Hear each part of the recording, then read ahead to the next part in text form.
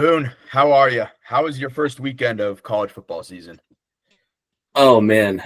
Um I'm so it was incredible. We'll start with that. And absolutely incredible. I'm a little bit pissed right now because there is no football today. And I've been so spoiled with the last, what was it, 5 days? It was started Thursday, Friday, Saturday, Sunday, 5 days of football. And even yesterday, like it was a blowout of a game, but it was still football. And football is, it's part of why we started the show. It's the main reason we started this show. But it's incredible. Pretty soon here, I think, what is it, week 4 maybe, we start getting Maction. It's like October is when Maction starts. There's going to be a time where we have football every day. And after this past weekend, I can't stress enough how awesome that is. How about yourself? I had a great weekend.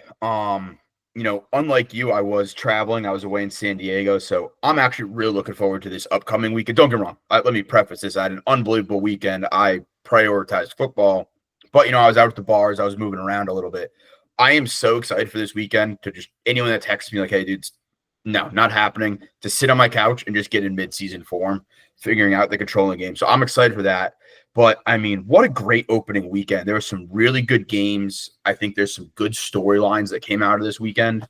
And really just overall excitement all around.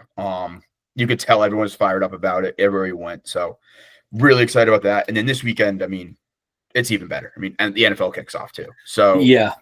to be able to get my reps in for college football on Saturday is going to be crucial. That way I know how to navigate the games come Sunday. Get the 2 TVs set up, firing on all cylinders. I just can't wait. Yeah, dude. And so, like, I've obviously had a different football experience. As you just mentioned, I was at the lake partially celebrating my recent engagement, but then also Thursday through Sunday, I just watched football. So I was able to really lock in. I had the quad box going on the main TV, and then I had my phone quad box, which was a lot harder to watch, obviously. Those were the games that I didn't have as much. So I had 8 different games going, which was awesome. I have 2 overarching thoughts about football, and then I have a list of just takes. If you're good with me, just kind of going for a second. Yeah, let's get going. But before you go, we do want to just let everyone know Charlie is still a part of the podcast. Just will not be joining us today. We don't know the exact reasons. So if he pops in, we'll give him some shit. But just to give everyone a heads up there. He was fighting off an illness, to give him some credit. He had a pretty high temperature yesterday. He texted me this morning, said he should be good to do the show. So we didn't expect him this morning. Then he texted us that he was going to come. So he's still fighting off an illness. We want our guys ready for week 1. So if he needs to take some time. But my 2 thoughts. First thought, part of my take says this a lot when they're interviewing ex-football players, whether it be, or current and ex-football players. It's obviously a joke, but it's true. The mental conditioning that it takes to follow every game on Saturday with some level of attention is nearly impossible. It was so difficult. I found myself by like the 6 o'clock slate just, holy crap, am I burned out? Did that stop me? No, but I forgot what it was like to just lock into every game. And that wasn't even a full Saturday slate because we had, the Thursday, Friday slates that were a lot bigger than typical. The other thing, this is a gamble responsibly announcement. No matter if you're winning big, losing big, it's so important to stick to your units. I was on a tear Thursday through Saturday morning. And then after the Texas loss, which we'll get into very soon, I just started chucking shit. I was still up pretty big, but I started chucking shit. And I think I ended the weekend up 1 unit exactly. I was up 10 units at one point, and I ended up 1 unit because I just started chucking shit. So gamble responsibly. My notes. So these are just headlines. I can't even remember all of this going on. NC State game. No NC State fan I talked to was happy with that game. The targeting penalty should have been on the quarterback for a shitty-ass throw. Also, Dave Doran, you're a jerk-off. I don't know why I wrote that, but you are. The Fickle experiment at Wisconsin, that might be dead. They look bad. I mean, I know they won. Quarterback's hurt again. They look bad. Nebraska is pussy. That's what I wrote. I think that is in relation to them not covering. They just didn't look good either. I mean, I don't know much about Cincy, but Nebraska was a team that, well, you know, when we were texting, that was the hammer play of that night. Nebraska -6.5. Dylan Raiola's wet dream to play in Kansas City and do the Pat Mahomes run out. Them not covering is tough. Jackson I Arnold. Pause quick there. Okay. Yeah. Raiola looked fat. He looked fat. He did look fat. Like, he did look fat. So continue. Yeah. Jackson Arnold's first touchdown was a rushing touchdown, and I think he iced the game as well on a rushing touchdown. I'll be interested to see what that offense looks like when he gets fully unleashed because their receivers are so good. Saturday, I just wrote, wow, I forgot how hard it is to be locked in on this whole slate. And we'll get into Saturday stuff as we go on. Miami catch, what the fuck was that? Incredible. That should have been an interception. What an unbelievable catch. We'll talk about South Carolina a little bit here later because we'll get into real depth with them. But those are just mid-games, just wrote down on a note. Anything stick out or anything you want to dive into more? Yeah, let me first touch on the gamble responsibly piece. I was in the exact opposite frame Ryan Boot. I couldn't buy a win this weekend. Just an all-time poor performance to me. And I might have done the bigger cardinal sin of gambling when you're losing a lot of bets or you're down money or, you know, going away from your units when you're down money might be worse than going away from your up. I won when I did that. So, you know, take that as you will. We will dive into that a little bit more. I don't want to spoil anything on what happened there. But other than that, I mean, I just started the weekend off with an all-time bad call and thinking Boise State was good. That was despicable. And I lost my mojo. I think it got in my head. I mean, I got in the head. I let the big moment get to me. And then I just had a few other just bad beats from the start. You know, the NC State not covering was just crazy. Awful. Crazy. Nebraska not covering as well. Again, just an awful beat. I mean, that was just a game we all loved. Yeah. And then from there, things just kind of got out of hand for me. I will say, whenever I really needed a win badly this weekend, it's basically like, hey, if I don't get this win, I can't bet anymore level. I got the win. So that was big to keep me relatively around. But I mean, it was just such a fun weekend of gambling. And I think unfortunately for me, and you know, maybe this is karma for not sitting down, watching the games. I was kind of moving around a lot, having to watch games on my phone in between bars. I wasn't locked in on as many games as I should have been. I couldn't keep up what was going on. I couldn't get a feel for who was really playing well. So apart from the real big games, I'm not going to have a ton of notes today. I mean, I know Boone is, but I do have notes in the big games. I made a priority. Hey, those 4 or 5 games, I'm like, I got to watch these ones. And I did. So I'm excited. Like I said, I think I had such a great time watching the games. First big game of the year, I was up and around pacing in the hotel room. My team wasn't even playing. So that was good to see out of myself. I'm glad I'm already losing my mind, which is, you know, expected. Yeah, and I think that's a great spot to dive in there, Ev. There was 4 big matchups from a top 25 perspective. We're going to cover all of those, and we'll get to some of the other games as well. Obviously, we'll talk Gamecocks. We're going to save that to the end of college football because we know that could just dive down. And then also we'll talk about the new top 25 here towards the end as well as we look ahead to week 2. But let's start with the first big game. You kind of touched on it there. Texas, Ohio State. I want to preface football talk with this really quick. It's week 1. So is Arch bad? Is Ohio State's defense great? Is Notre Dame, or do they have no heart, or is Miami just actually playing well? LSU, Clemson, is Clemson's D-line not what we thought, or is LSU's O-line better than we thought? There's a lot that we don't know. So these takes could obviously be wrong. But Evan, get us kicked off with Texas, Ohio State. So I'm going to start off here. I think I was not expecting Ohio State's defense to be that good. Yeah. It was incredible to watch them play. They were such a good defense to watch that even though the low scoring, the stalling out of drives, it was super entertaining because it seemed like they were just playing really good football. Caleb Downs, I mean, looking at the stats, and you can't be a box score watcher to see this, he was all over the field. Like he was involved in everything. He was pushing plays wide, making running backs kick plays out, filling holes, letting other people get there. Just unbelievable player, lived up to all the hype as I expected. On the flip side of that, Arch Manning, listen, again, like you said, is he really bad? Yada, yada, yada. It's his 4th career start. I expected more out of him. Quite simply, I did. the way he threw the football, it wasn't necessarily all the defense. I get it. It was a really tough defense. They got in his head at the very least. The ball looked bad coming out of his hands, especially as the game went on. And he just made some bad reads. I just didn't look like the Arch I saw last year and anticipated coming to this game. Maybe it was the big moment, something I thought he'd thrive under, but that's kind of where I started there. Again, here's the thing on Ohio State. I didn't think their offense looked all that good. Jeremiah Smith kind of absent. He had two drops. For the most part. I'm going to excuse the first drops. Week 1 drops, I don't worry about. But their offense didn't really look good. I think that's a very beatable team. I just don't think Texas's offense looked very good to be quite frank. So that's kind of where I'm at on it.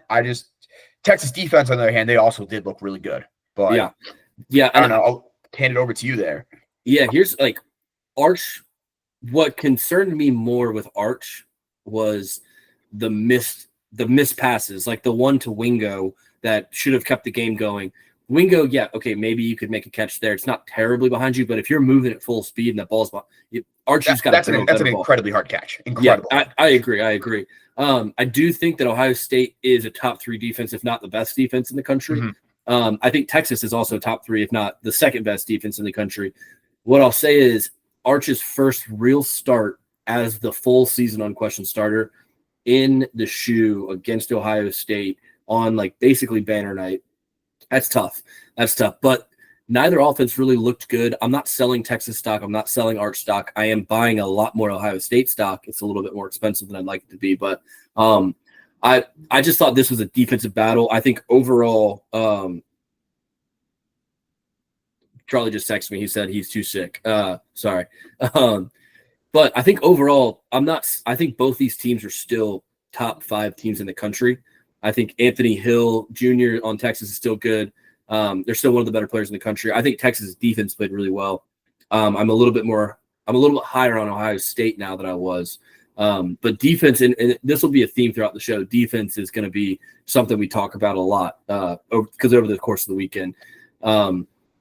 It's a tough spot. I think Texas is going to be fine, though. Yeah, I do too. I mean, I just think, I think Ohio State's really good. But I don't think Texas is as good as I thought they were. I just thought they were going to dominate. I really did. Yeah.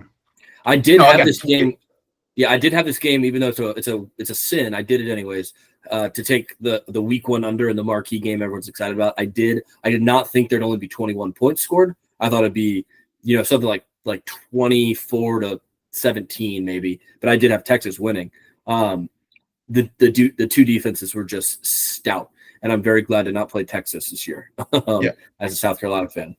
I will say the one thing I said when we did our Heisman previews is on the Jeremiah Smith thing. Again, I'm looking past the 2 drops. Yeah. But looking at the numbers wise, the thing, I guess it is only week 1 and we're going to see what happens. But look what Texas did. They doubled him all game. And they did, again, you also have to think it's one of the best defenses in the country. No one else is probably going to be able to do that to him. Yeah. But, Carnell Tate had a great game, the number 2 option. He really did. What a catch for that touchdown, too. Mm-hmm. He seemed to just kind of be open when they needed to him. He's such a good – again, he caught the deep ball for the touchdown, but he's such a good 10 to 15 yards, kind of in that medium range of just getting open and kind of finding the soft spot in his zone or getting by the man. So, but overall, I think that was such a fun way to start the year, the marquee matchup. And although we mentioned, sometimes defensive battles aren't exciting, this one really was from start to finish. It was just a good game. We almost had magic there at the end. The live line I got in that game was absurd. They were down 14 with 8 minutes to go. It was plus 1,200, 12,000, 1,200. Sorry. Yeah. I was like, you have to take those odds. You got to touch that. Especially it's still college football. There was one play, I think it was in the first quarter, where Sayin had Jeremiah Smith wide open down the seam for a walk-in touchdown, similar to a Nick Harbor touchdown. Again, we'll get to it. I know I'm just excited. But he had him wide open, and that could have changed the game. It could have won me some money on Jeremiah Smith for his touchdown. But it was 2 first-time starters at quarterback playing against 2 top 3 defenses in the country. I think both will get better. Both are top recruits. The offenses just have to look a little bit better. But Any final thoughts on Texas Ohio State? Nope. Next game we'll talk about, and again we'll go back through the slate and talk about a couple other games. Obviously, there's a lot of football that happened, but the next game, probably the biggest shock of the entire weekend, and the new AP poll reflected that. Bama gets embarrassed isn't even the right word to use. They get eviscerated. Yeah, it was just bad. Kalen DeBoer, I was high on this Bama team. I think they're in my from my 4 teams that I picked. One is Bama and one Kansas State. So I'm not in good shape right now. Kalen DeBoer took a team that was competing with Nick Saban's guys and has turned it into a team that is just devoid of heart and effort. Like it's one thing to not have the X's and O's completely right. It's week 1. It's another thing to just not try. And it looked like Bama didn't want to try. Tommy Castellanos backed up his shit. There's a stat, and I'm going to butcher it probably. Kalen DeBoer as a double-digit favorite in 2 years is 4-4 at Alabama. You can't do that. I think Nick Saban was like 130 and 5 since 2007. I want to say he only had 4 too, if I remember because I want to say they had the same amount of losses. It might be, and that's in games where you're at least a double-digit favorite. Yeah. It's just it looked bad. It looked sad in a lot of ways. I was texting with some Alabama fans that I'm friends with, and they were not in good shape. But on the flip side, Florida State, that was fun. I mean, the Doak was bumping again. Last year was such a sad, weird year for them. Tommy Castellanos just put that shit on and walked through the defense. They had no answers. Florida State's defense played well, and I think there's a reason that nobody has ever trusted Ty Simpson to start at quarterback at Alabama until now. What are your thoughts? I think you kind of nailed the take. Spot on. Just from a physical standpoint, every aspect of the game, Florida State looked better. Just everything they did, they were the better football team. They got out-coached. They got outplayed. And Castellanos, fucking credit to him. I thought he was a fucking schmuck. Talking all that shit this offseason. He put his fucking money where the mouth is, end of the day. And I love that from a quarterback. If you're going to be that cocky and you can back it up on that stage. Now, with that being said, with how bad Bama looked, I'm not completely convinced on FSU yet. They did look good from just watching them play. Everything they did was good. But for how down Alabama is, all this stuff, I'm seeing people that are trying to put FSU in the top 10. Like, I can hear the argument, but let's slow a roll a little bit. It's week 1. Alabama looked bad. Like, I mean, unless they completely turn things around here in the next couple of weeks, Kalen DeBoer's on the hot seat already. It's week 1. If he goes into SEC play and is still playing like this, I could see him not getting out of the season. That's how bad they played. Well, so I agree with you. College football is different, though. He's got like a $70 million buyout. Like, it's Alabama. It's Alabama. But they don't have the money like that. I mean, they do. They might. I don't know. There was one. We can leave it here because this was fucking hilarious. I thought. Somebody called into the Feinbaum show. I think it was yesterday, and they're like, "Listen here, Paul. I don't hate Kalen DeBoer, but if he's on life support, I'd pull the plug and charge my iPhone." It had, and I'm paraphrasing, obviously, there's more to it. But I heard that when we were doing our pre-call talk yesterday, and I mean, I love the Alabama callers that call in the Paul Feinbaum show. I started to jump away from football for 10 seconds. Did you see the video of the person doing up to Nico Harrison in Dallas? The Dallas fan, he was out with the family. Out there with his family. He's like, I still fucking hate you. Yeah, I did. Classic. We'll get to Nico. I've got a little bit on Nico when we talk football, NFL football. So if I forget, remind me. Anything else on this, or do you want to move to the next one? No, absolutely. But the reason I do think it's a possibility, I just want to emphasize, they won't get more donations with DeBoer there. So that's why the $70 millions might be an investment where it's like, oh, we have to pay it because otherwise we're not going to get any more money right now, or as much as we're used to. Fair. LSU Clemson. This is probably the game I was the most wrong on of the entire weekend. I thought Clemson was going to kill LSU. We're not used to LSU having a good defense anymore. That used to be what they did. The last 2 or 3 years, they have not been good. We're not used to seeing them win week 1. It's been 5 years. Evan, tell me about this game. All right. So one, I'm kind of a man that likes trends like that where it's 0-5. I kind of liked Brian Kelly to get the win. It's just like, it's probably about time. He's still there. He's going to get one eventually. I didn't bet this game because of how high you and Charlie were on Clemson. I didn't love it though. Never loved it. And I do have a comment to make about betting Clemson that we will get into, and a gentleman's agreement has been established going forward. But I mean, listen, LSU's defense looks good. They looked good. I thought they were impressive. Did they look like a top 10, top 15 defense? Maybe on that line, getting close there. I didn't think Clemson's offense looked good at all. No, this hype, talk about someone that hasn't lived up to hype. We got all over Arch Manning. This defense isn't nearly as good as Ohio State defense. And Cade Klubnik looked like a fucking scared little child on the field most of the game. Yeah. Didn't make the right plays, and it just seemed like he wasn't there. Like he just wasn't an impact player in the game when he is their impact player. That's just kind of how I felt.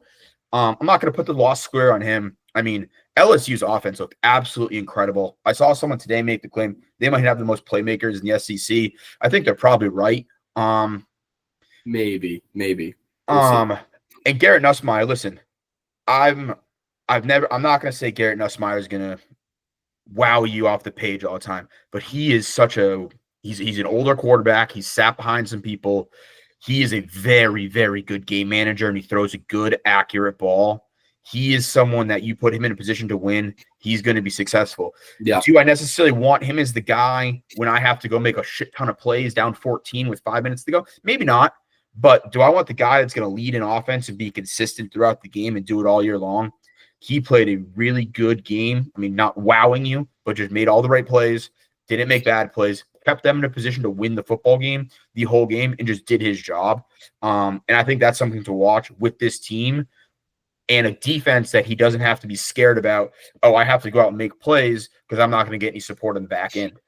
I think that's a scary defense to have with Nussmeier on the other side, just because of how consistent he is in putting them in football games. That's a tough team to beat. Yeah, and I will say, game manager. He's a game manager plus. He's better than a game manager, but he's not a game. He's not a game breaker. I'll give Clemson a little bit of fair credit here. They were down their number one offensive playmaker, the Antonio Williams guy, or whatever his name is. I can, for whatever reason, I can never remember it fully, but Williams, yeah. Okay, got it. He went out early. I think it was the first or second quarter with a hamstring injury. And when they did not have him to go through it, you could tell they couldn't establish a run. LSU's D-line looked great. But on the flip side, Clemson's two potential top 5 draft pick, D tackle or D lineman in TJ Parker and Peter Woods, I thought they were going to really get after it. LSU lost a lot on the offensive line, with your guy Will Campbell being the marquee one, obviously. But the O-line, LSU's O-line just held firm. LSU's running back, Caden Durham, right? He looked really good. And then LSU does have playmakers on offense. The thing that stuck out to me the most with LSU today, or Saturday with that game, Harold Perkins is back, and he seems to be in a role that makes sense. He's never been big enough to be a D end, but having him in kind of, they call it the star role, where he's kind of everything. He can do anything. He just looks so much better. So that'll be fun to watch. As we got through the weekend, I'm a lot more nervous to go to Death Valley and a lot more excited to have Alabama come to Willie B. So we'll see how that pans out. Any last thoughts on LSU Clemson? Yes. So, I want to say Friday night, I got some texts from Charlie and Nathaniel Boone over here telling me that they were, in fact, going to make blitz on Clemson. No, that was it was Saturday morning, and this goes exactly back to the one bet you're referring to. Is I had Clemson in a parlay that was like an 8-legger that it was juicy. I did hand up bet on Clemson Saturday, which is why I gave that PSA, don't chase bets, because that was right off the bat of losing big bets on Bama and Texas. And I thought, again, that Clemson was the sure thing. So I threw some extra money there. I was wrong. Karma got me. I was wasted on Friday night when I established the gentleman's rule, because someone did bring it up Friday night, probably me. It was in my parlay. Correct me if I'm wrong.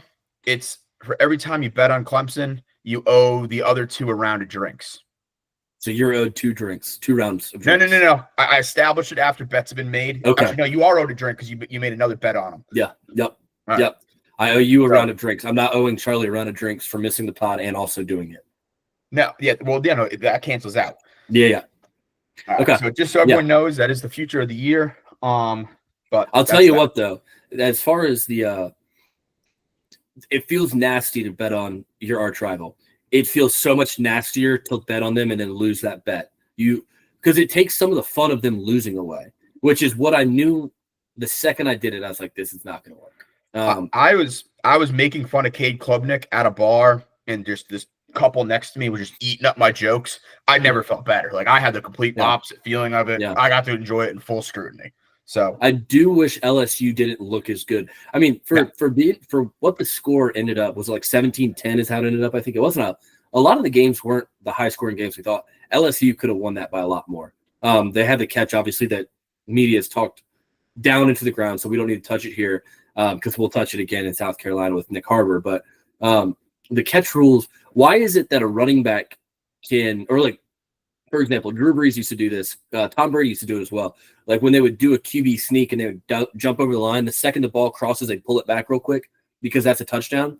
If you establish possession in the end zone, why do you have to go to ground? That doesn't make any sense to me. Exactly. And because that's not necessarily the rule. Like, I feel like it's much more scrutinized in the end zone. And I think, maybe more that has to do with they review all scoring plays. Sure. But there needs to be some rules talked about that. Yeah. And also, what's establishing the catch? Because if I establish it, I take a couple seconds, I survive it, and it moves around a little bit on the ground, but I'm still have the ball. Like, it's still there. Like, I'm still possessing the football. Yeah. Like, and yeah, we didn't see the ball hit the ground in the Nick Harbor thing. It moved. Sure. I saw that. But we saw the same thing in the Florida State game. The ball moved. He dropped the ball. It just didn't hit the ground. So I don't understand why it matters if again, it's stupid. It's been talked about. It's been belabored. Who cares? We won the game. LSU won the game. Doesn't matter. Next game I've got, this is the last game that we'll love the big games that we'll talk about before we kind of take a quick run through, and I'll pull up the schedule and we can walk through some stuff. But Notre Dame, Miami, you were bigger on Notre Dame than us, than Charlie and I. I was also big on Notre Dame for this game. I've not ever been a Carson Beck believer. I think he looks like he's cosplaying as a drummer for Good Charlotte. And he throws an ugly ball, in my opinion. He obviously played well. What are your thoughts? What'd you take away from this game? I refuse to get on the Carson Beck train. Yeah. I was so high on him last year. Hand up on that one. I'm wrong. I'm not going to backtrack twice. No. I think he played a good game. I think he had a lot of doubters. He stepped up. And he played well, don't get me wrong. But without that amazing catch in the end zone, that's an interception. That's a completely different football game. Completely different. And they also, Cristobal mismanaged the clock again. Like that they should never have been even in a position to where they couldn't use the whole playbook. You had the Miami receiver, the Miami receiver like not getting back to the ball from the spike. They had to waste their last time out. They ran too much time off the clock for no reason. And then it was a bad pass.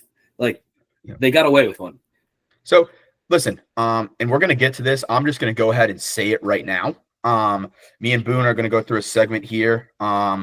We had our biggest surprise, our biggest fluke, those kinds of things. We'll dive into that more in a second. My biggest fluke of the week is Miami. I think they're getting way too much hype than they deserved.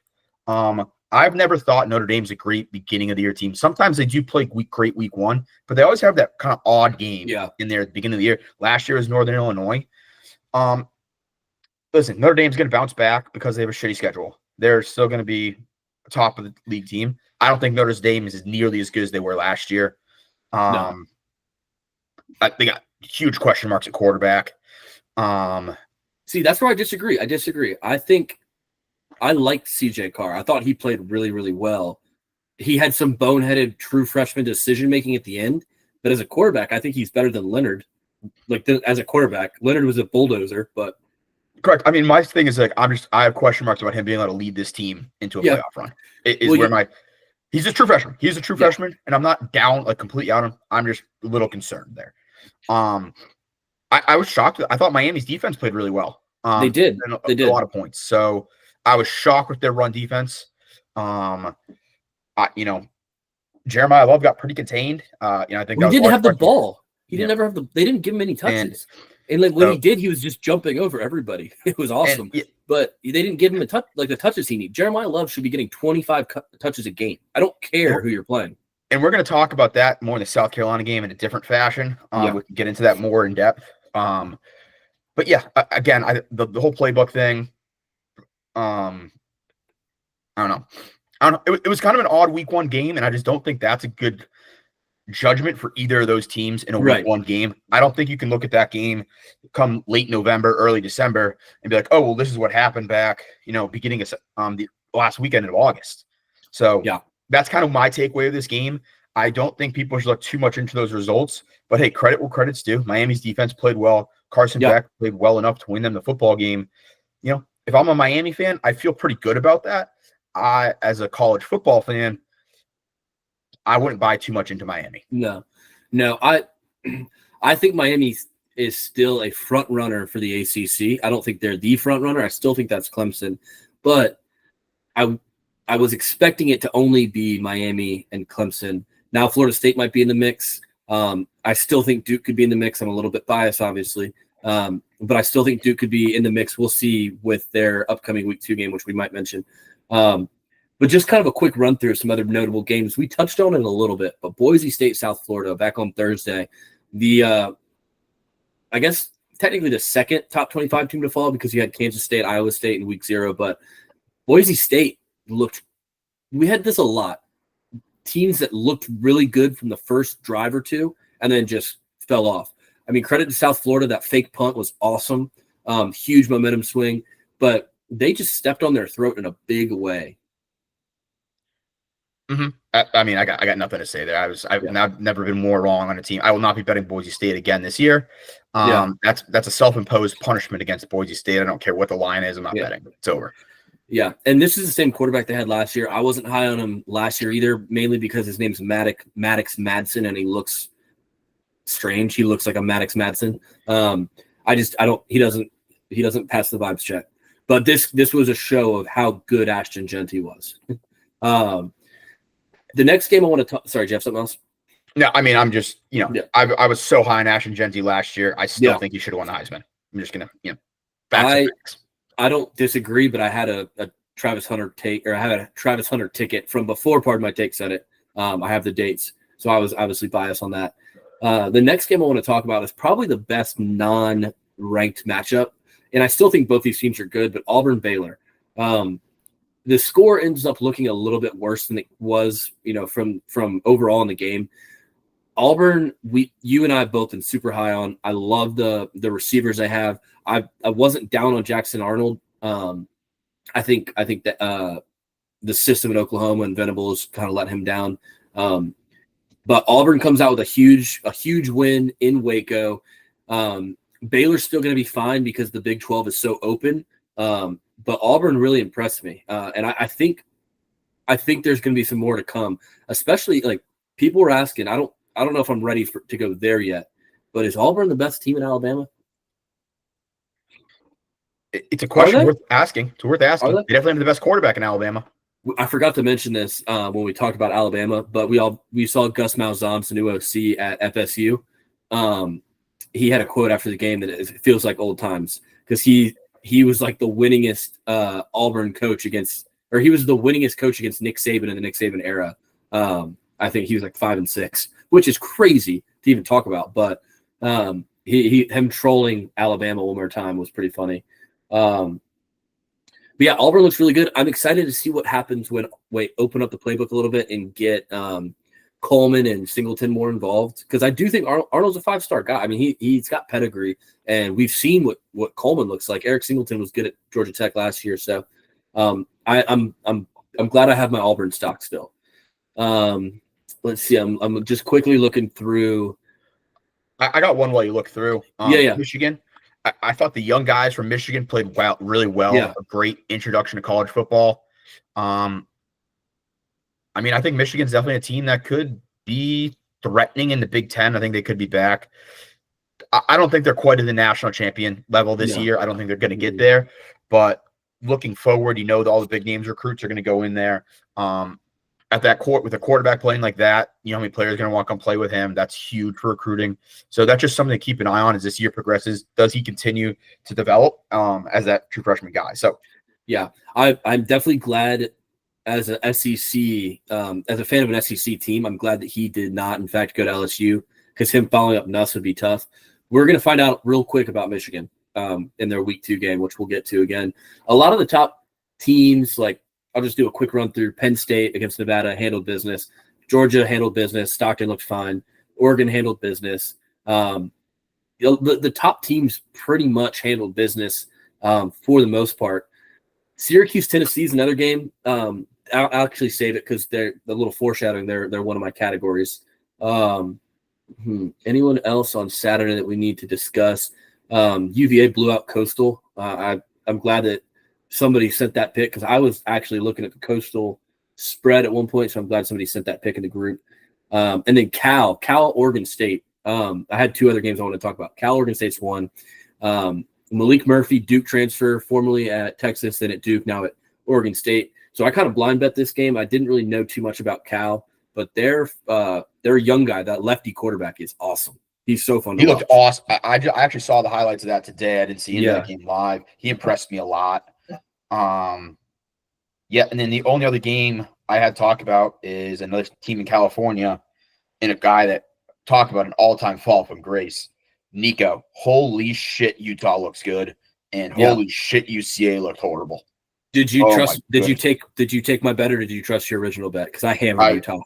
I second game I was the most wrong on, and that was just I thought Nico might have been the guy, and nope. That guy sucks. Well, and you know what's crazy? We thought Nico looked good last year because he had inflated numbers against bad teams. But Josh Heupel is just such a good offensive mind. I mean, Joey Aguilar looked unbelievable. We'll get to that game here in a second. But yeah, is Nico even that good? I will say Utah might be the big team of the Big 12. We might have all fucked up not putting them in our playoff because they looked good. And it's funny, if we had started the show last year, we might have. But last year, Utah wasn't that good. Whittingham's usually good. So, he just fell off of our radar. That might have been a fuck up on us. Yep. And that left tackle, holy shit. Every time they were running behind him, it was like he 12 yards. He's taking out 2 guys. Unbelievable. He looks like Michael Orr in that clip from The Blind Side. Oh, yeah. I had to put him on the bus. Jeez. Do you want – because I don't know if – I don't have this for any of my categories. I don't know if you do. But TCU and UNC, do you have any of that for your categories? Hey, Bill Belichick, you should just stay retired. Yeah. That's all I'm going to say on that one. I'm not going to talk shit to my boy. This was another one of those games where I bet TCU. No, nothing crazy because it was the end of the week. If I won the bet, I would have finished up 1 unit. If I didn't, I would have finished down 1 unit for the week. So I just put steady unit, and it's another one of those games where UNC came out. Their scripted first drive looked great. Gio Lopez looked awesome, and then nothing else worked. I mean, they were losing at the end of the half, but the third quarter, thank you TCU because I got to go to bed a little earlier last night, but TCU just owned them on every UNC's defense didn't know what to do. Granted, they have 70-something new players, so it's a completely new team. There's a lot to be said, but I think Bill Belichick was like, where the fuck's Tom? Who is this guy? Why is he throwing the ball left-handed? What's going on? He looked – some of those defensive fuck-ups, he was just shocked. Yeah. It's a completely different game than coaching NFL. But you don't – it's not all these players are the superstars that they were and they're sound mind and are committed to that as their career. Yeah. I will say I do want to give a quick shout-out. Max Johnson – came back from a brutal broken leg. Cool to see a guy like that get back out there. Yeah, it was. And I forgot he was left-handed too. They love their lefties. One other thing I did have to shout out on Bill Belichick, then we can move on. Absolute banana land that him and his girlfriend are trying to trademark the term gold digger. I know. I saw that. Kanye's got a whole song called Gold Digger. Yeah, which I think is already a remake of another song. I don't know where that's coming from, but that's just ridiculous. Yeah. You can't just take like I don't. Yeah, it's funny, but you can't. I don't know how that works. That was like that's right up there, if not surpassing LeBron trying to take Taco Tuesday. Yeah. I mean, hey, guess if you're rich and famous, you'll try if you can to make more money. Yeah, Um, Well, but that's the I don't know. That was yeah. I'm excited to dive into these categories with you. Same. Where do you want to start? I have it pulled up here. Yeah. And I mentioned this one to start off. To give everyone a quick rundown, we were going to try to have this or a similar type of category every week of this kind of running segment. Our biggest surprise of the week, the flukiest win, just like wow, how'd that happen? That's wouldn't look too much into it. And then just our overall biggest takeaway from the first week of football. From the week of football. I drove into my biggest surprise earlier. It was FSU. I just didn't think Castellanos was going to back that up. And just overall that game in general, just how bad Alabama looked. I was not expecting that. But my bigger side, Alabama being bad, it's, that's one thing. The biggest surprise is definitely FSU for me. Yeah. Because not only did they beat Alabama, it didn't really matter who they played in that game. They just looked really, really good from top to bottom. I don't have much that I can say they played negatively on or too many negative comments for them. Even in the poor weather too. There was a lot of rain there. So that's my biggest surprise. I, kind of dove into that a little bit already. How about you? What'd you have for your biggest surprise of the week? Yeah, it's funny because like obviously we want to be able to talk about different stuff on here. Obviously, the biggest surprise to me was how bad the effort from Alabama was of the whole weekend. So, but I wanted to try to pivot a little bit so we could get. I had a feeling that would be talked about between one of us.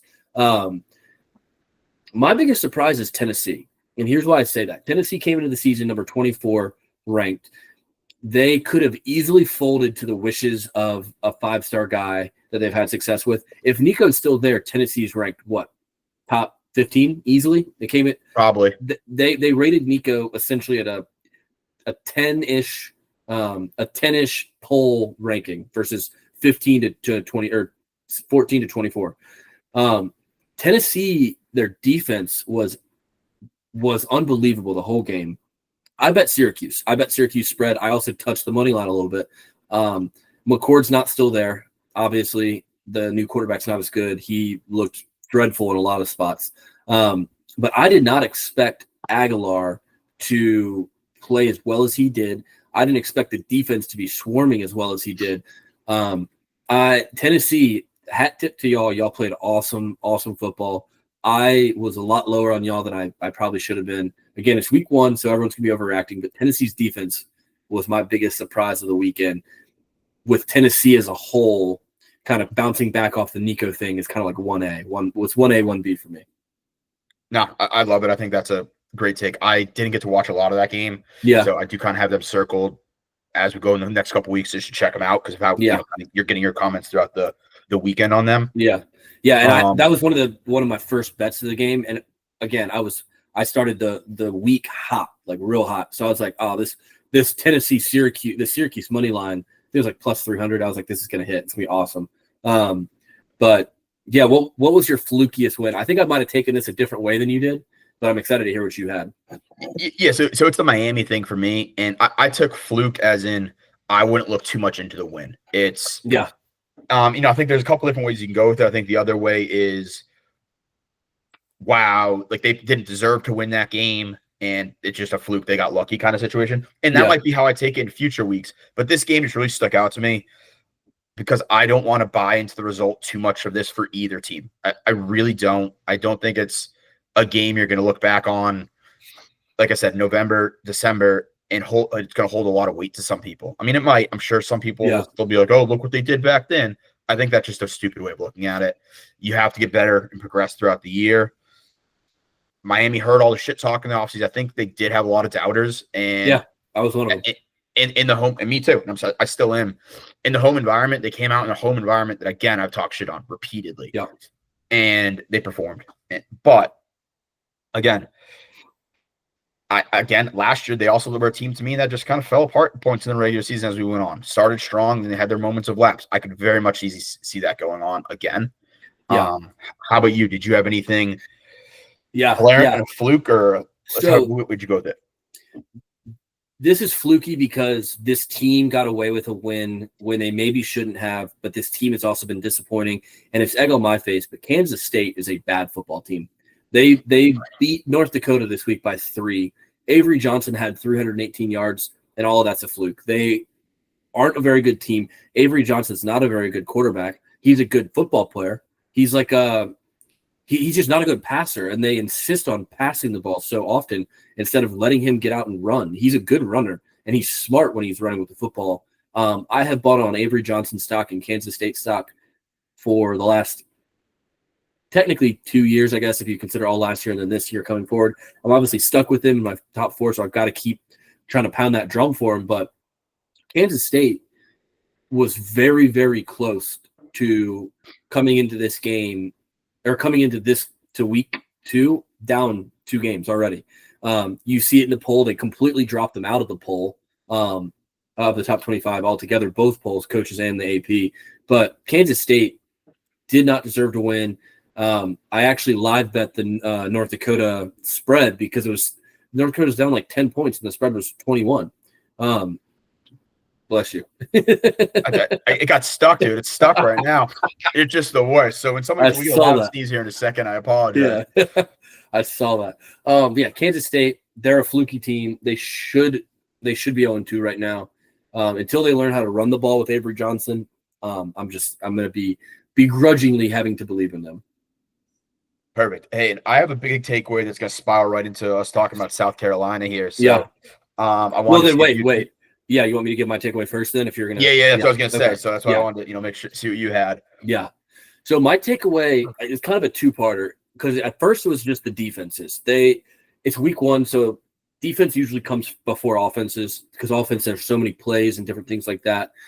So originally it was the defense, but I switched it up a little bit to the group of 5 bid is now wide open. Boise State was like minus 150 to get that preseason. But they lost week 1. Their schedule doesn't have a ton of other – I mean, they have, I think, Notre Dame on the schedule, so they can get a big win. But with teams like JMU, teams like Tulane, teams like UNLV that are all wanting that spot, teams like Memphis even, who I liked before the season, I actually don't have any idea what they did this week. But some of these other group of 5 – the group of 5 bid is wide open, and I'm so pumped to see what that looks like. My biggest takeaway is we might be in for a treat at the end of the season with Boise State taking that early loss.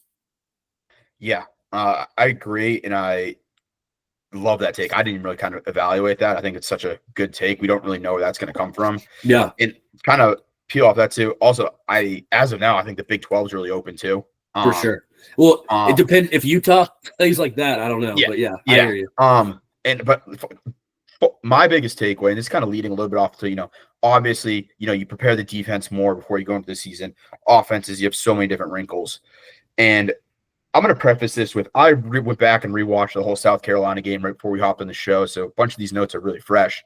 And this is a theme that's very consistent with South Carolina in years past consistently. It doesn't seem to matter who the OC is. But offenses, I understand the whole playbook isn't going to be there. And I understand you're going to want to, at the beginning of the year, get certain things established with your offense at the beginning of the year. At the end of the day, the season started. If it's not working, your game 1 plan is not working, you got to adjust, and you can't immediately force the things you want to get established week 1, establish week 1. Maybe they're not there. And I understand the whole playbook isn't there, but with how minimal some teams use their playbook this week, it amazes me. Like, I understand the whole book isn't there, but you have to use a little bit more of the playbook in certain instances when you're in a tough spot in a game. Yeah. And South Carolina specifically just refused, and we can dive into this more, and there's a key example, but teams just refused to go away from what their game plan was and do other things. It's like, I know you have other things available, and it might not be perfect, but what you're doing is not fucking working. Do something else. Don't wait until you have to the final 3 minutes of the game to try to do something else. Try it earlier. And that's going to spiral me right over to South Carolina. Cool if we just kind of jump into that here. Let's do it. So that first drive, you can't start a season better. You absolutely cannot. It was dialed up perfectly. I was through the roof. It was perfect play calling. You got a bunch of different things involved. The Virginia Tech defense was looking for their jock straps because they didn't know what was going to come at them. And we're so good at that. We've been so good in years past about having a perfect scripted 10 plays. I'm sure that's what they're doing. That's a big Beamer thing. And then just the rest of the game, just trying to establish the running game that was just not there. It was not there, and they do the same thing every year. They would try running it over our guards and centers. It's like, let's try something outside here. Let's not get clumped in the middle. And looking back and watching the game, the situation we have going on at left guard is a real problem. So the offensive line is I do have concern. I have an instance. Well, I know. Yeah. Okay. So we rotated two different guys through, kind of flipped them off in the first half. The true freshman 5-star we have did not play, and Beamer has come out and said he's injured. He just wasn't quite ready yet. With that being said, I heard a great take about this. It's an offensive line is such a cohesive unit, especially in looking back at the highlights. So many of the misplays, it wasn't that they were getting out talented. It really wasn't. They made a lot of really good blocks in certain situations, which I was so nervous about during the game. Like, oh, this offensive line sucks again. A lot of it was communication or missed assignments. Yeah. And when I come back to it, my biggest takeaway is, listen, I get Shula wanted to establish the running game. I would love to establish the running game too. They had 7 or 8 guys in the box for probably 75 to 8% of the offensive plays. And when that happens, you're not going to establish a running game. I don't care how hard you try. And I think it started messing up our offensive line. They started losing communications. They just weren't consistent, all 5 across the board. You have to just adjust the play calling in that situation. Do the quick dumps, passes out. Those were working so well. We're getting Lenore Sellers rolling left, rolling right, and let him make plays with his feet, get him outside the pocket, force them to spread out their defense and not have 7, 8 guys in the box. However, I will say, and they finally did it when that Nick Harbor play went deep. It's like that has been there all game. Maybe not the deep ball, but just look at these slots, these open avenues. And we can definitely dive into more of this game here. I want to get your takes before I ramble too much here. Lenore Sellers is the guy. He's the guy. He's the best player in the country, and he cemented it in that game. That 3rd and 13 play when the guy went over his top to win the game, to win the football game, essentially. I love it. And I love the confidence they had in him down the stretch to go win the game. He looked his best when it mattered the most. On that 4th and 5, just be like, fuck this, we're in the game right now. That's what I need. Like, the fact that they're showing that confidence in him, I get we're going to get the whole team rolling as the year goes. To have that from your coaches in week 1 is just huge. And then I want to hear your takes, and I have a couple of takes about looking at next season and looking ahead. I want to get into specifically around some injuries. Next week, not next season. Yeah, I got you. Yeah, sorry. Yeah, I mean, I had the same kind of notes, dude. Uneven game. We started out so strong. The thing that blows me away, and it felt like a theme for this whole game, which you kind of touched on with the vanilla play calling. If our first play of a drive didn't seem to work or get stuff behind the line, because there's almost always a run, like, we just never recovered. That when that first play just didn't look good, we just never seemed to get in momentum. Even if the first play was like a 2-yard out for 5 yards, if we got positive yardage on the first play, we would go on and have long sustained drives for the most part. So we've got to figure something out there. The offensive line thing, it reminds me, like, if you remember Rattler's his last year when he was just running for his life every game. I think we didn't have the same week-to-week starting 5 until week 8 or something like that. Like, it plays such a huge role, and obviously this is a bunch of new guys. Whether it be, we thought Shed Surratt, the left guard, the freshman guy from Gaffney, where we thought he was going to be in. Boaz Stanley obviously is replacing Gargiulo, who had been there forever, and Boaz Stanley wasn't. He's a new guy. We've got a bunch of new starters. It feels, besides like Josiah Thompson, but the communication piece I thought was huge. We can't only have 2 wide receivers get catches. That can't be a thing. Where was Jared Brown? Jared Brown did not play. He didn't. Okay. So I got an announcement from, listen, and I don't know if this is bad practicing, but and same with Michael Smith, the tight end, who they're super high on. Yeah. Apparently, he either had not a very good week of practice, or Jared Brown just wasn't where they wanted him from health-wise to play. So that's why he didn't play. But to further that point, Vendarius Jacobs, of our 4 returning receivers, 1 had a catch, and it was Nick Harbor had a great game. Where was Mazio Bennett getting the ball? Let's get him a slant going. Let's get him in an open space. I did see him once, but he was on the field, just didn't make any catches. Yeah, but the tight ends look good. Brady Hunt gave me a lot more than I thought. But like, we have Donovan Murph was fine. He had 1 drop, but he was fine. He's a freshman, true freshman, whatever. But where was Malik? Malik Collins, I think is his Clark. name. Malik Clark, the kid from Rock Hill. Where was Jaden Sellers? Like, I don't think they're redshirting. So if it's not working, if our guys aren't getting open, or worse, like if it's in the situation where Murph has the drop, Harbor had 2 drops, if that's happening, get some other guys in. I love the tight ends. I love that we're getting those guys involved because I think that helps Sellers get into a rhythm.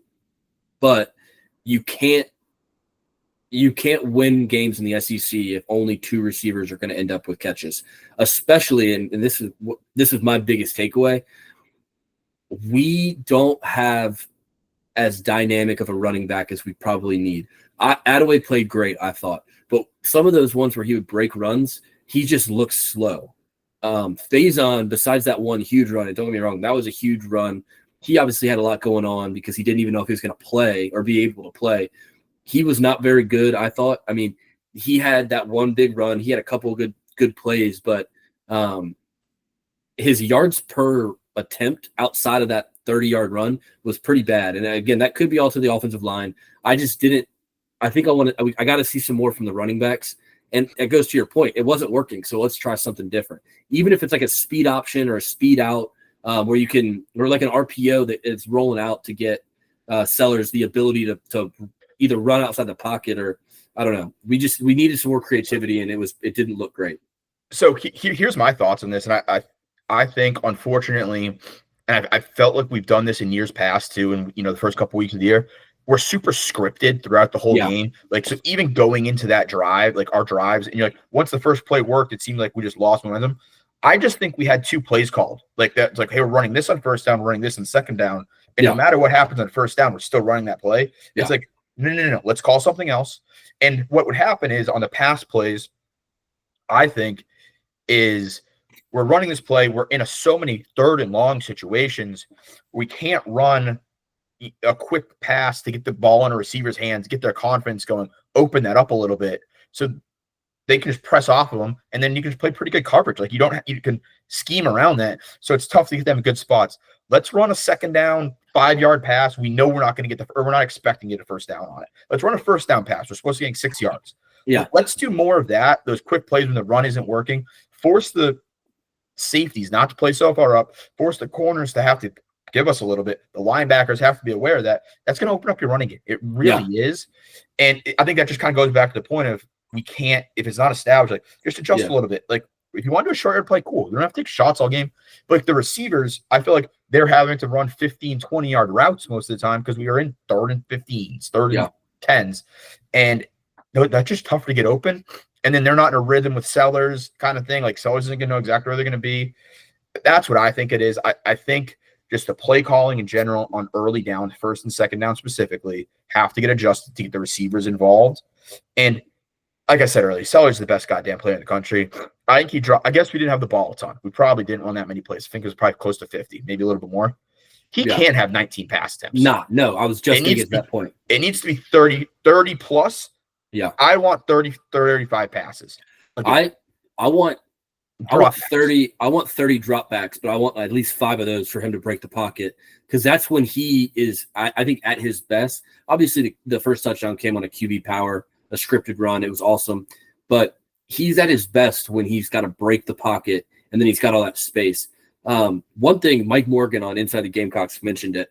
His running style, as much comparisons as he's gotten to Cam just because of his body type, his running style is so much more like a Lamar Jackson. Like he should not be as shifty as he is when he is like 245. Some of those plays, like he'll be running sidelines. Yes, he'll be running forward, and like he looks like one of those wacky inflatable arm guys. Somebody will try to tackle him, and his lower body doesn't move, but his upper body's like 90 degrees to the ground, and he just keeps running forward.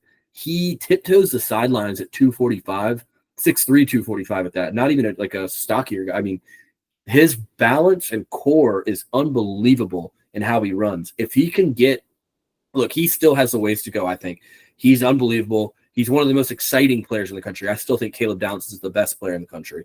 But if he can get that passing game to where he's really processing and hitting all those throws, I mean, this guy could be number 1 pick in the draft kind of player. But If you have something else on offense, let's talk about it because I want to get to the defense. Yeah, I mean, the last thing I'll say is, I mean, maybe I said best player. I probably should have meant Heisman, like just the Heisman favorite. He has to be the way he played. He went up to number 2. He went up to number 2. Yeah, the way he took over the game. And then the last thing I had on comparisons to him, someone said it today. I don't want to take credit for it. I don't know where I heard it. He's like a Derrick Henry that can pass. It's like how they describe it. I'm like, like a little bit of a stretch on the running bit, but not far off. Yeah. He is, and it's because I'm close to this. He is so much like Anthony Richardson, just with more competent between here. And he's just played more football. Like the way they run the rocket arms, they're very similar. It's just like what I'm seeing with Sellers is what I envision could be a thing with Richardson, which is why I've always been so high on him. It's not the NFL portion of the show, so I just wanted to mention that. Evan, I got a confession to make. I've got a new favorite player on the team, and his name is actually not Lenore Sellers. His name is Fred Johnson, and he wears number 0, and he is a beast. Holy crap. That guy runs with anger and intent to hurt. It is incredible. He had the pick in the end zone. He blew up a bunch of plays. He is the clear, to me, best player not named Dylan Stewart on the defense. That guy is awesome. What do you think? I want to echo that. What a shock. Not a shock, but I didn't see it coming. I was high on him, not that high on him. Listen, our run stopping in the middle was incredible. He was a big part of that. The defensive tackles, I'm going to give them some credit. And I'm going to extend the line. I'm going to extend the linebacking crew. Listen, Fred Johnson was far and away the better version. Sean Murphy covering ground. Yeah. Our sideline to sideline middle backer situation, I've never seen linebackers cover that much field and still be able to make hits. No. They're aggressive, fast linebackers. That was probably the most impressed I was of just big question marks that I just was like, wow, they look better than what we had last year. And that's kind of a tough role to fill. He was incredible. I'm not even mad about the end zone thing. Like, listen, I get it. I'm excited to run out of the end zone too. It's week. He's a sophomore, week 1. Look, he catches it with his momentum leading him forward. Yeah. He's already on the goal line. Like, you don't want to run into that situation where you think you're in the end zone, so you go back to the end zone, and then you end up getting a safety. Granted, we got a safety on the next play anyway, or 2 plays later. But I won't say this defense is yet better than because last year's defense is incredible, but they seem more athletic. They seem more agile. They seem like they can cover more ground. And then Dylan Stewart, like just to continue on, Dylan Stewart was getting held, mauled. He was obviously all the attention was. I was glad to see people like Brian Thomas Jr. and the guy, his last name starts with an O, and I can't remember it. He's a beast, making a couple of really good plays. But Dylan Stewart last year would have gotten frustrated and maybe blown up a little bit. Yeah, angrier. His like clothesline sack was awesome. He like took the guy's head off. And it was it was almost to me like a Kyle Kennard sack from last year when it's like when we needed one bad. Yeah, for sure. Got it. And then the next play, his biggest detriment last year was inability to play in the run game. He dissected that run play perfectly on the next play and just finished it. Yeah. And he was so good. He lived up. He was a little. Everyone's like, oh, he missed a few tackles. I'm like, he forced the guy to run 20 yards backwards, and like the play didn't go anywhere. Yeah. He's going to get to the quarterback this year in a fury. And then in the secondary, listen, I think Virginia Tech's a little bit better than some people think they are from an offensive talent wise. They had some receivers make some really, really good contested catches. Ridiculous catches. The only concern I had, and I think it's going to get corrected in film because it happened 2 or 3 times, was those underneath routes that ended up, and then they'd run up the sidelines. I think it happened 2 or 3 times. That was my only thing. I was like, man, can we stop that? The secondary was incredible. Almost everybody played incredible. And you have to remember, we lost probably our best cornerback in Collier in the first quarter. Yeah. He's going to be back. Beamer said probably going to miss SC State. That's okay. I mean, good. Take your break. No need to rush back. Might probably back for Vandy. If not, he'll be back the week after.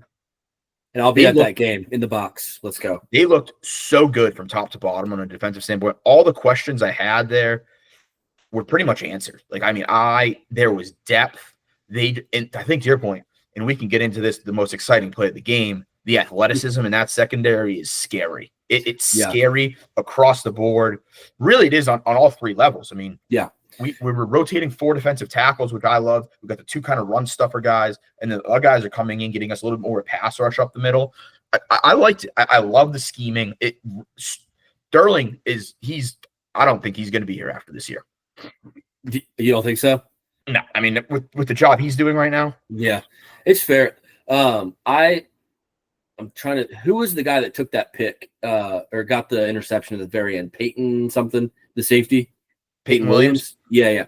Like he's somebody. Norwood came in and played pretty well after not expecting to be playing for Collier coming out.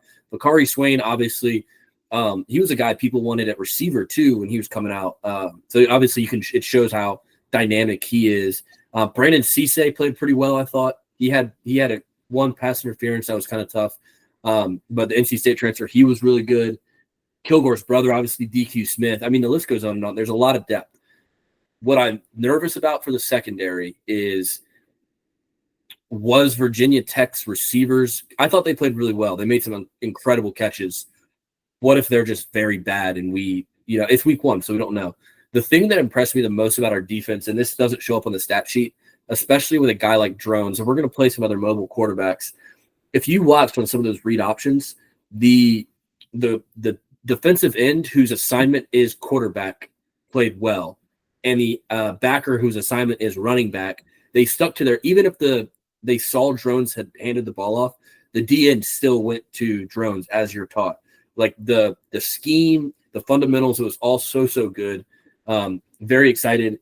And then obviously how fitting is it that we Virginia Tech.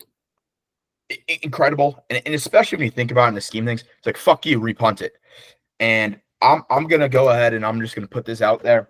I'm going to toot my own horn. I fully believe fans play a part in winning football games. That's a fact, whether they're there or not there. I am superstitious. Yeah. I was with some friends at a bar in San Diego. Things weren't going well. I was losing my mind. Yeah. I had to go take a walk. I got up. I took a walk. I sit down at another bar. The second my beer gets there, the punt penalty happens. They repunt it. And what a return. The blocking was there. The Bakari Swain showed that athleticism and just beautifully set up. It was a really nice punt, too, if we're going to be honest. Yeah, it was a 70-yard punt. Yeah. A great play, and it just felt so good to beamer ball him there. And that was kind of just that spark you needed. And that's what I want this offense to do this year. Because I think huge plays like that just deflate the other team. It's just a fact. It's just a fact of football. So we need the offense to have more big plays like that. Yeah. Just pounding strikes. And I think you get our offense hot. Like there's just no one that can keep up with us if they get the things dialing together and are just aggressive. We need to just be an aggressive offense. Like that's the design of this offense with the talent we have, the athleticism we have. But what a great way to end it, and really just to put the clamps on them at the end of the game there. So I had a very similar situation because I couldn't agree more. There's times where like it's been so extreme where I've like gone to the bathroom when my team's playing well and something good happens and I'll watch it on my phone in the bathroom. I was at our mutual friend Drew Vaughton's house watching the game, and he had 3 TVs going across different rooms, so the game was always on no matter where you were. And we're upstairs, and Virginia Tech got that huge pass, the long deep pass right before the Stewart sack, and I was like, I got to change up to Mojo. As I'm going downstairs, I walked down the stairs to see the TV, and Dylan Stewart is clotheslining the guy, and I stood in that spot and watched the rest of the game. Couldn't agree more.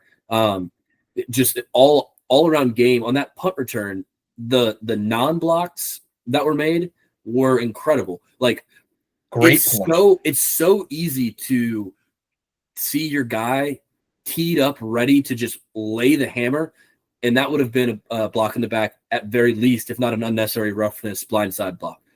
And instead you saw it twice where when he's coming down the sideline and he's about to cut back in, and whoever it is, I can't remember his name, but he deserves credit. He just shields him. He just runs with his arms up and just like kind of shields him out of the way.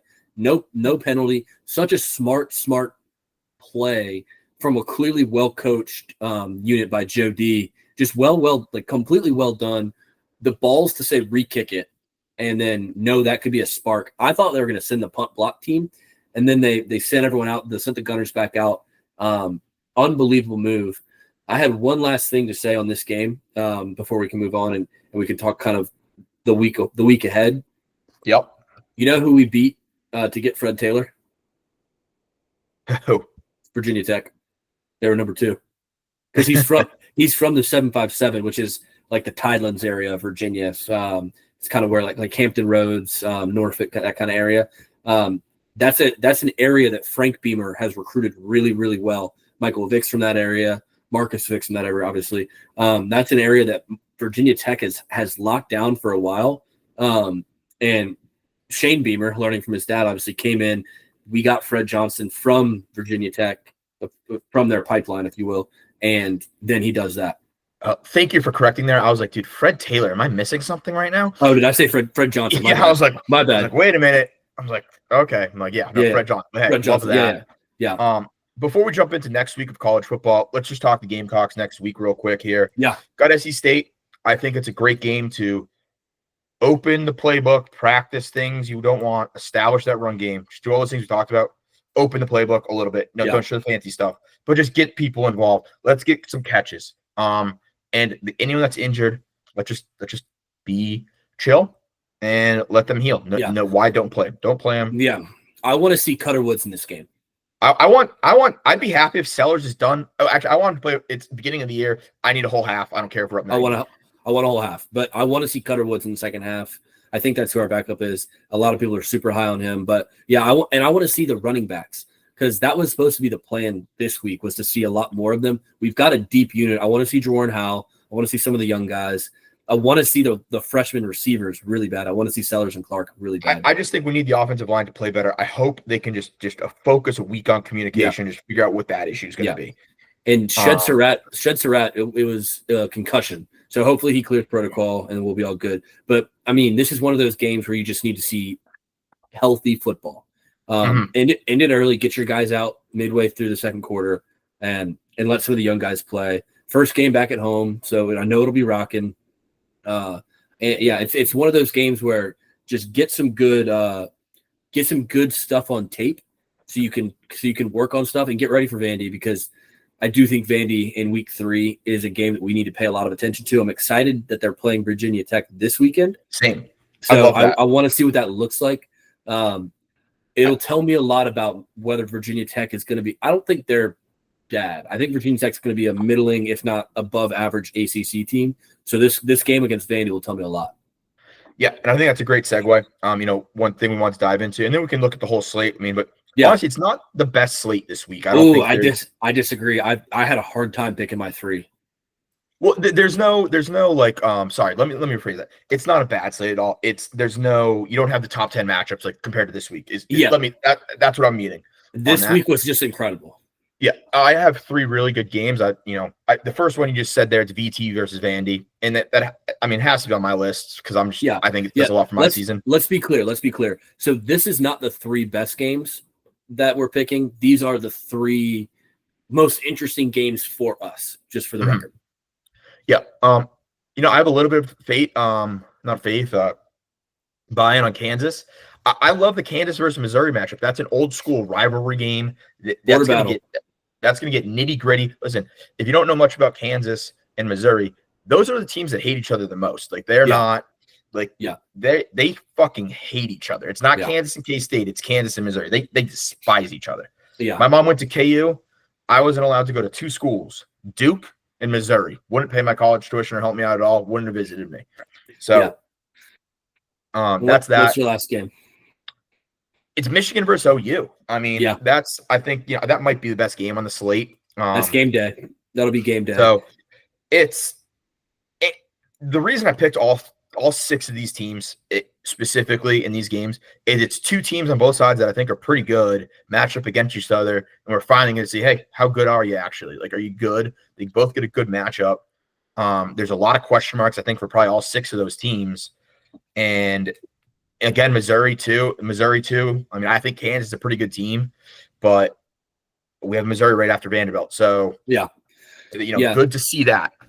So I have similar games. I wrote down Michigan, Oklahoma as well because we had to talk about it. It's game day. I didn't want to pick them just because we'll talk about it, I'm sure. My number one, since you already talked about it as well, is Kansas, Missouri, but for some different reasons than you had. I obviously am not vested in that rivalry like you are. It is an awesome rivalry, and it's one that you don't get very often anymore since Missouri moved from the Big 12 to the SEC. But you're right. I mean, that's the game that Kansas would play at the end of the season is Missouri when they were in the Big 12, not Kansas. Like that's a big, big game. But the thing that I like, the thing that keeps me interested the most, not just because we play them, but Missouri has the easiest schedule in the SEC. Now, I know this doesn't count as an SEC loss if they were to lose, but it still counts as a loss. And as far as the college football playoff goes, because they could easily go 11-1 with the schedule they have. If they I don't can, even schedule looks like I'm gonna have to pull it up. So keep talking while I pull up your schedule. if they lose this game, they're taking one step back already before the SEC games start, and it could do wonders for how that kind of pans out for the college football playoff. So I'm definitely looking at that. The next game I'm looking at is Baylor at SMU. The reason I'm not high on SMU, I wasn't high on them last year. I don't think the ACC is good. SMU is fine as far as the ACC goes. What does Baylor look like after that loss at home? Because Baylor can't start 0-2. They can't. I mean, they can, obviously, but you can't have legit playoff aspirations and go 0-2. They're in the Big 12, so chaos can happen in that conference very easily. But that's a huge, huge underrated game, I think. Just because Baylor doesn't have a number next to their name doesn't mean they're not a good team. And you really got to come out and play hard in that game. And then the last one, it's half biased, but I'm also interested. I talked about it a little bit earlier. It's JMU at Louisville. My sister went to JMU, so I'm excited for this game. But the reason I'm more excited for this game is JMU plays in the Sun Belt. They're not going to have as many opportunities to play Power 4 teams, obviously. But with Boise State losing and going to Louisville, a team that some people are picking to finish top 4 in the ACC, this is a huge spot for JMU to make one of their biggest cases for why they deserve to be included. Shout out Delaney, I know you're listening. Thank you. But this is a huge game for them to make their case for that Group of 5 bid. So I'm super excited to see what they do and what that looks like. Because you don't have, as a smaller school, you don't have to win that game. You just can't get blown out. No, I like all those picks. I love the Baylor the process there. And listen, I've kind of enjoyed watching JMU the last few years. They've always kind of given me a couple good games every year, pissed off a lot of people, and I love that. But I think on the Baylor thing too, Baylor looks pretty good, and I think you were pretty high on them going into that Auburn game as well. I was high on them, but I still picked Auburn because I've been really high on Auburn. I mean, yeah. I think Aranda's a good coach. Yeah, and I think I'm excited too. One other thing I want to talk about is the Oklahoma-Michigan game. It's a battle of two quarterbacks that are kind of, Matier, listen, he's had the success, but he hasn't done it on the SEC stage, the Big Ten stage. He hasn't been, he's been in the Pac-12. Yeah, exactly. And then you got, Michigan's got true pressure. Like Bryce Underwood, yeah. Yeah, so it's exciting. So that's exciting. I'm excited to see Oklahoma. I'm excited to see Underwood versus Oklahoma's defense, and at that same note, Matier against Michigan's defense. Matier obviously is a good quarterback. We've seen it, but how good can he be? And Bryce Underwood, I mean, if they don't open up the playbook a little bit more and let him he's the opposite. They threw the ball too much, I thought, and didn't let him be athletic. Like, we know he's a dual threat guy. Let him use his legs a little bit more. You don't want your quarterback taking a ton of hits in week 1, but what does that look like? It's in Oklahoma, where we went last year for the South Carolina game. Really cool stadium, great people in Norman. So I'm excited. Yeah, that's going to be the marquee matchup most likely. Yeah, I can't wait for that. So everyone, I don't know how much more you have on college football. You got anything else you want to touch on here? Yeah, I just want to look ahead to some of the other games on the slate. Yeah, sure. Let's see what we got. So I'll just pull up the screen here so we can share. All right. So we've already talked about the Friday a little bit. I'm excited for Illinois Duke. Again, my dad is there, but I think Duke is a little bit underrated. Illinois is good. I don't know if Altmaier is good. I don't know if he's as good as advertised. I know their defense is good, so that's going to tell me a lot. We have to mention this game, the Cyhawk. This is a game that Iowa just wins typically. So can they do it again in Ames? I think Iowa State's in Ames. Yeah, Ames, Iowa. Let's see what that looks like. The Cyhawks going to be cool. I mean, there's good games on this slate. Let's see. UConn Syracuse could be interesting. Could be Syracuse has to bounce back in a big way.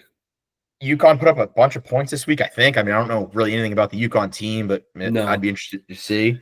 Ole Miss at Kentucky with the Kentucky's only SEC win last year was against Ole Miss, kept them out of the playoffs. With probably the best roster they've ever had, and that D-line was unbelievable. So that'll be an interesting one as well. Let's see, anything else jumping out at you? No, nothing else. South Florida versus Florida. Can South Florida continue the run? Ooh. There was one other game I swear that I was looking at here too. I can't remember what it was. Oh, Brandon Walker has tipped this as Mississippi State to upset Arizona State. I kind of hope it happens. I like Sam Levitt and I like Dillingham, the coach at Arizona State, but that would just be really funny to me. Interesting one for me is like Army, Kansas State. Army looked fucking awful. Army looked awful. And Kansas State has looked bad. So, I mean, Army did lose to Tarleton State, so that's crazy. Yeah, you can't do that. You cannot do that. I think that was it. I mean, BYU should murder Stanford. So, I mean, that's all I got for the next slate. Yeah, and everyone, we were going to plan on doing some NFL here today, but I know we're kind of already running on the hour and 15-minute mark, and hopefully maybe we can get Charlie back. I know he'd love to preview his Panthers with us. So we're gonna, and kind of our plan was with this podcast was to hopefully have a Tuesday and Thursday episode during football season. So we're kind for of this exact reason, because we were trying to keep college football to 40 minutes and we did an hour 15. Yeah. So we're going to start after this week, but I think we're going to go ahead and start this week. So you're getting 2 episodes this week. Really excited to dive into that in the next couple of days. Yeah. And then one other thing we wanted to mention, because we do talk a little bit about soccer on this podcast. I want to try to wait till Charlie can join because he definitely watches the most soccer of all of us. But assuming he can join, we'll also dive into deadline day as well. A lot of huge moves. Liverpool breaking the English transfer record with their signing of Alexander Isak at the deadline. Just a lot of crazy moves. So we'll definitely talk on some of that. But Evan, I do think we had one more piece of business for today. Yeah, well, hey, let me address one other thing first. So I did get my Fulham shirt on, so if once you want to be doing soccer today, it is purchased. I've been watching, but I will be back into the soccer world here. So I just had a story I thought everybody might be interested in over the weekend. So of course, I was out in San Diego visiting some friends, and I like to think I'm a pretty outgoing guy. I've encountered some weird situations in my life. Some might call me weird, but I was out at a bar. We met some of my friends' friends, and we're at a bar. It's definitely it's a little different vibe than I'm used to. Walked in, thought it might be a gay bar. Asked the friend. They said no, not a gay bar. We're like, okay, all right, that's cool. Whatever. It doesn't matter if it was, anyways. We go upstairs. We start talking to some people. And it's kind of this outdoor patio area. There's turf on the ground. And we just kind of notice everything everyone's talking about is very sexual, like just aggressively sexual. I'm with a friend. She's a girl. And we start getting just approached left and right by other females in the bar. They're telling me about things that they do with their husbands and boyfriends and girlfriends. And we're like, all right, we're not quite getting propositioned, but like we're kind of getting propositioned. So we meet this one girl. She's immediately just asks my friend if she's homophobic. My friend says, no, I'm not. The girl immediately just kind of jumps on her, starts kind of feeling her up outside of this bar. I'm like, okay, all right, whatever's going on. This girl then begins talking to me, flips her script to me, is now flirting with me this whole time. He's biting my ears, like doing, it's getting weird already. But the end of the story, and this has never happened to me before in my life. I'm talking to the girl. She's sitting right in front of me. My friend's over here to my left. One of the guys that we had met earlier, my friend's friend, comes up behind me, grabs a tuft of my shirt, and just gives it a big old sniff. Right? Just sniffs me in a crowded bar. The girl in front of me, just no reaction at all. Just continues sitting there. And at this point, I'm like, all right, I've had just about enough of this bar. Like, you can't be sniffing people at bars that you don't know like that. You go like, ooh, you smell great. And I'm like, all right. I proceed to be like, okay, we got to get out of here. So we end up leaving, going home. The next day, it's Sunday. We're watching the South Carolina game at another bar club area. We tell one of the hostess or waitresses that works there, kind of is friends with my friend, and she tell her the story, and she goes, the bar was called Flamingos in Pacific Beach, California, and she goes, it's called Flamingays to the locals. So we're like, oh, it's definitely a gay bar. She goes, oh, 100%. It's where all the swingers meet to have their parties. So kind of the circle came full around, but Yeah. I had to reel from a guy sniffing me at a bar. Like, that just gonna throw you off. After a long day of stressing college football bets, that wasn't what I needed to be stretching. So Yeah, and it's one thing to like take a whiff of somebody, like it's another thing to grab them by the tuft of their shirt. yeah. One of those guys. Yeah, it's like, And the that's girl in tough. front of me not reacting is like the craziest part. Like, I'm sitting there like, what the fuck just happened here? My friends like, Yeah. are we not going to acknowledge that just happened? Yeah. And it was just, Hey, well, listen, good for the swingers for having their space too. yeah, hey, good. Hey, listen, I heard some wild stories. I was very, it was fun for a little bit, and then Yeah. Can't go and then you smelling kinda gotta people. go. Yeah, Public service it's announcement. Don't go sniffing people. Yeah, just hey, if you took anything away from today, if you're at a bar and you got the Yeah. inkling to sniff someone, just don't try. Yeah. Try something else. Sniff yourself. Sniff yourself. Yeah. Well, hey, that's kind of all I got for today. But Shout out to the new subscribers. Appreciate y'all. The texts have been cool. So I really appreciate that. I don't know how the new subscribers got my number. Definitely don't know them already. So that's weird. But really appreciate everyone listening. Excited to be able to actually fully dive into NFL as opposed to trying to squeeze it in today. Obviously, we want to try to keep the shows roughly an hour 15 for y'all, but super pumped. It's really here. And Thursday we get football. We're going to talk Survivor pick tomorrow. I'll actually put it on so we can make the pick all together. We'll be doing this all season. It's here. Evan, it's here. It's here, man. It's great to be back, and we'll see you guys in a couple days. Thanks, you. everybody.